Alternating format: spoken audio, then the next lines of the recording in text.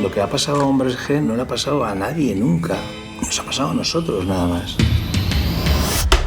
Nosotros tuvimos una infancia, una adolescencia muy corta y a partir de ese momento empezó Hombres G, con 17 años. Y desde entonces hasta ahora, esa ha sido nuestra vida, la de estos cuatro tíos que los han. Ha sido espectacular, hemos tenido el cariño del público desde el minuto 1 hasta ahora y eso nos ha ayudado siempre. Pero sin duda, los mejores años de nuestra vida son los actuales y los que vienen. Porque esto no parece tener techo.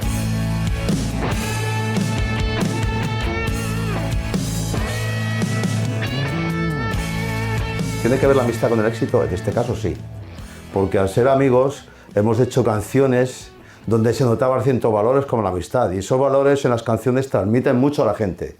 Entonces hace que tengas éxito en la gente también por eso que estás transmitiendo, ¿no? Que esa amistad y ese buen rollo y esa cosa que al final las canciones llevan intrínsecas. Nosotros sabemos que nuestra marca, ya Hombres G, es una marca importante en el mundo. Y nuestro trabajo ahora, después de tantos años, consiste en hacer esa marca cada vez más grande, más grande, más grande. Eso es lo único que hacemos, es alimentar nuestro propio monstruo, ¿no? Pero nunca la empresa va a ser más importante que nuestra amistad. ¿Entiendes? Ese es el matiz, ¿no? Claro, eso es lo que íbamos antes con la pregunta anterior, ¿no? Que si hubiésemos sido amigos si no fuese por la música, yo creo que sí, porque éramos amigos que luego nos unió la música más. O sea, yo conocí a Dani y conocí a David por separado, ¿sabes? En el colegio y en las vacaciones y éramos ya amigos y resulta que encima éramos los raritos que nos gustaba la música y estábamos todo el día hablando de David Bowie, de los Eagles, de los Rolling, de los Beatles, ¿sabes? Y los demás amigos no, de las mismas pandillas, pero esos amigos siguen estando ahí también, de esas pandillas, ¿sabes? Y no han sido músicos, cada uno se ha dedicado a otra cosa, ¿no? y podríamos haber sido amigos igualmente, seguramente. Éramos 4 chavales que se quieren comer el mundo. Aquí está el día que sonó Devuélveme chica por primera vez en la radio. Y ahí empezó nuestra carrera de verdad, ¿no? ¿Están ustedes dispuestos a amordazar a sus hijas? Nosotros somos un grupo más, lo que pasa es que tenemos suerte y tenemos éxito. Tantos fenómenos fans no ha habido en España y desde luego como el nuestro ninguno.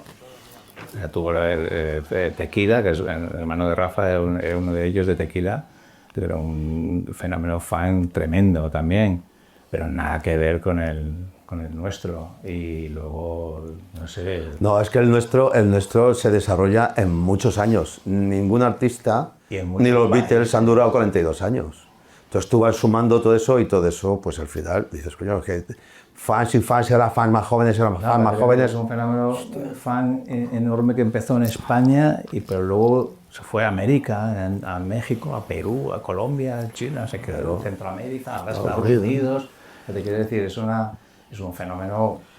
Pero es curioso un poco también porque cuando dices al principio, no tú solo, sino todo el mundo cuando dice el fenómeno fan, lo primero que se nos viene a la mente son las niñas de los años 80, todas chicas. Probablemente con el tiempo se convierte en el fenómeno fan nuestro, sobre todo se convierte en algo mucho más amplio. Fan nuestros son las niñas, los niños, los padres, las madres, los abuelos, abuelas.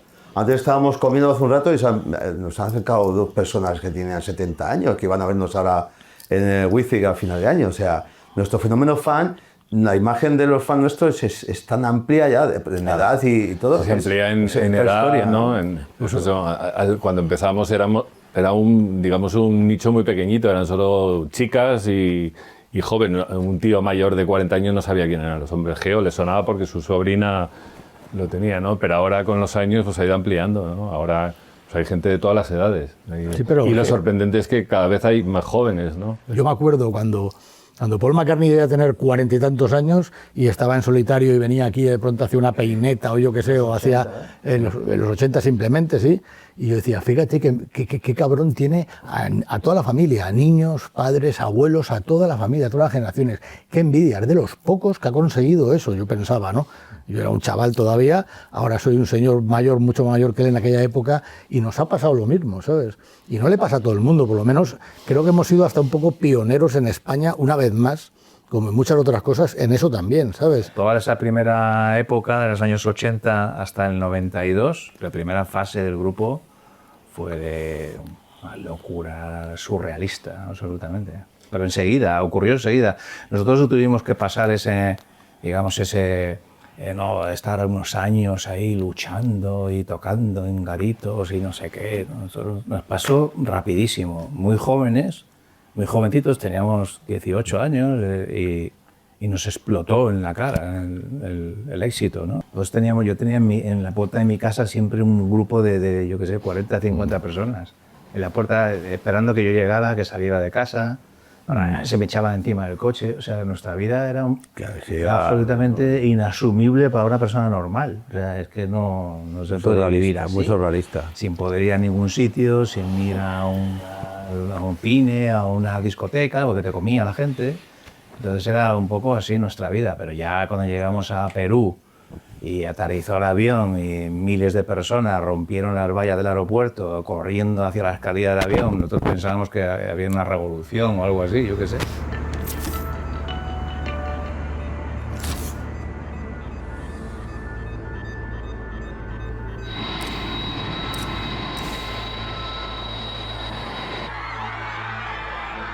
Había una marabunta de gente por la pista de aterrizaje.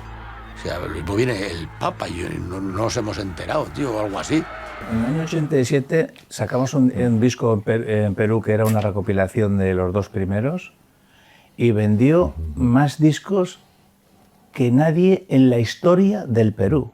Pero te quiero decir que nadie, que los Beatles, que los Rolling Stones, que Frank Sinatra, que todos que son muertos, o sea, nadie. O sea, rompió el récord de ventas de discos en Perú en ese momento, ¿no? Bueno, pues te diré que este año tocamos en Perú y hacemos 2 estadios nacionales con 50.000 personas cada día. Estaba agotado ya, tocamos en octubre. Hola,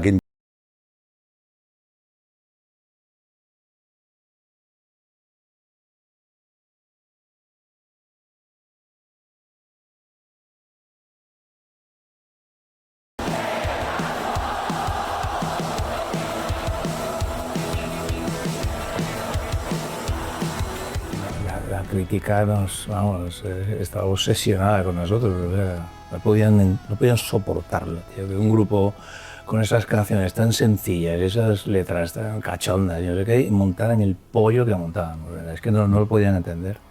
Y entonces tuvimos muchísimas críticas terribles, tío. Pero vamos, nos daba absolutamente igual, ¿eh? O sea, es lo que hablábamos antes de las fans, porque en esa época todavía se consideraba a las fans, la imagen que había de las fans era... Hay un concierto nuestro famosísimo que fue el del Parque de Atracciones, que todavía lo veo, y te miras las primeras filas y eran niñas de 14 años. Entonces, claro, ¿qué pasa? Que los críticos y la gente que seguían a otros grupos eran como pensaban que ellos tenían un sentido crítico más maduro. Entonces menospreciaban un poco a las niñas de 14 años y a los grupos que les gustaban a esas niñas, ¿sabes? Entonces nosotros éramos uno de esos grupos que les gustaban a esas niñas. Entonces ese menosprecio a lo mejor descargaban sobre ellas, pues también iban contra nuestra. Y también era un poco por una cierta envidia o celos, yo qué sé. eso no ves en la película, lo has visto en la película. Sí, un poco eso. Que era, vamos. Pero ahí, a ver, en ese trabajo siempre te van a intentar joder y ponerte sillas por delante y tirarte del abrigo, ¿sabes? O sea, siempre. Es una cosa que, o sea, en España el éxito es difícil de digerir, ¿no? O sea, provoca mucha envidia y tal. Pero lo importante en ese trabajo, lo más importante de todo, que eso digo a todos los chavales jóvenes que empiezan, es no te rindas nunca. No dejes que esos tíos hagan que tú digas, me rindo, no puedo más con tanta crítica, con tanto odio, con tanto... Tú sé siempre fiel a ti mismo, seguro de ti mismo, confía en tus canciones, confía en tu banda, en tu proyecto, en tu rollo, y olvídate de todo eso, ¿sabes? Eso le va a pasar a cualquier artista que tenga éxito. A todos los grandes artistas, como hablaba Javi antes de Sinatra y de los Rolling y los Beatles, a todos les ha pasado eso también. Lo que pasa es que a estos otros artistas internacionalmente conocidos, tan grandes, no tenían el problema de ser españoles. Entonces el problema de España es que siempre al que tiene éxito hay que tirarle piedras, ¿sabes? Pero no porque el español sea así, sino porque nos han hecho ser así. descojonamos la industria completamente en aquella época, porque ya te digo, lo que era la industria eran esos grandes artistas que te estaba hablando, ¿no? Pues Camilo, el otro, Rocío Jurado, esos eran la industria. Lo nuestro era como un batiburrillo que había ahí de grupitos dando ahí, molestando un poquito, ¿no? Pero era gente que vendía muy poquitos discos, que era muy underground todo, ¿no? De repente llegamos nosotros, que éramos uno de esos, y boom, y vendimos 700.000 discos. Todo esto en sellos independientes, claro, Entonces, sin grandes promociones ni grandes compañías. Claro. Eso desconcertó a los de la movida y también a los de la industria. A veces, precisamente, Tomás Cuesta, en aquella época, año 83-84, mi padre dibujaba en el ABC, hacía chistes en el ABC, y entonces yo creo que a través de él me puso en contacto con Tomás, o Tomás estaba interesado por lo que estábamos haciendo, no sé. Pero Tomás fue muy amable, nos hizo un artículo cuando no éramos absolutamente nada, ni nadie, no habíamos ni grabado el primer disco ni nada. No, teníamos 2 singles. Un single de una compañía independiente, y Tomás nos hizo unas fotos y todo, y un artículo en la ABC que guardamos con muchísimo cariño. Una compañía más independiente todavía, que fíjate si era independiente, que eran mis vecinos de abajo. La compañía. Se llamaba Los Chicos de la Puerta de Al Lado, el artículo. Entonces siempre tuvimos, o sea, siempre vamos a recordar a eso, porque fue la primera vez en la historia que se publicó algo de Hombres G en un periódico. Y yo siempre me he sentido identificado con ese titular todo el resto de nuestra historia, ¿no? Porque siempre hemos sido los chicos de la puerta de al lado, siempre hemos ido en paralelo a todas las modas, a la movida incluido, y a todas las historias que ha habido, siempre hemos ido a nuestra bola, ¿sabes? En paralelo, como te digo, sin apuntarnos a ningún carro de ninguna moda, de nada, ¿no? Siempre hemos sido los Hombres G con una personalidad muy definida, ¿sabes? Y teniéndolo muy claro, yendo por nuestro camino, ¿no?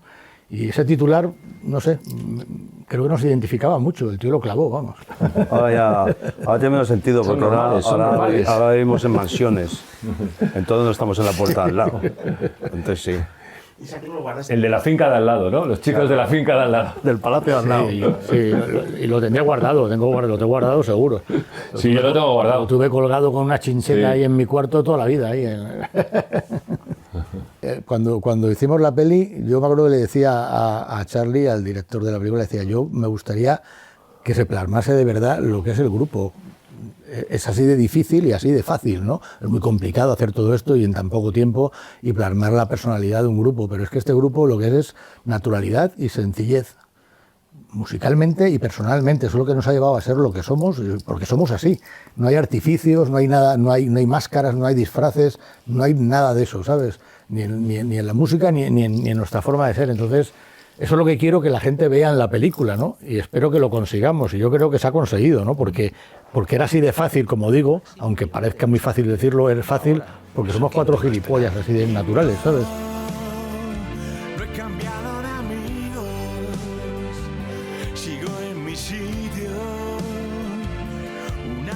El grupo estaba en un momento ya con un agotamiento psicológico, sobre todo, y un hartazgo ya de nosotros mismos. Nuestra propia marca nos estaba asfixiando, ¿sabes?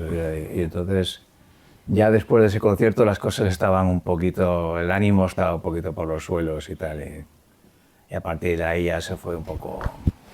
No había sorpresas ya, que siempre nos ha motivado mucho. Cada día pero necesitamos descansar, es normal, es que no habíamos repetir, parado 20 años. Claro. Sí.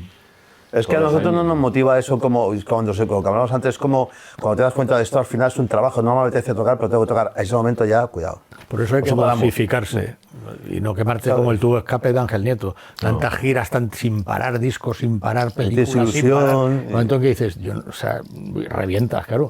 No tienes ni un momento de libertad para estar con tu familia, ¿sabes? No tienes un momento de tranquilidad.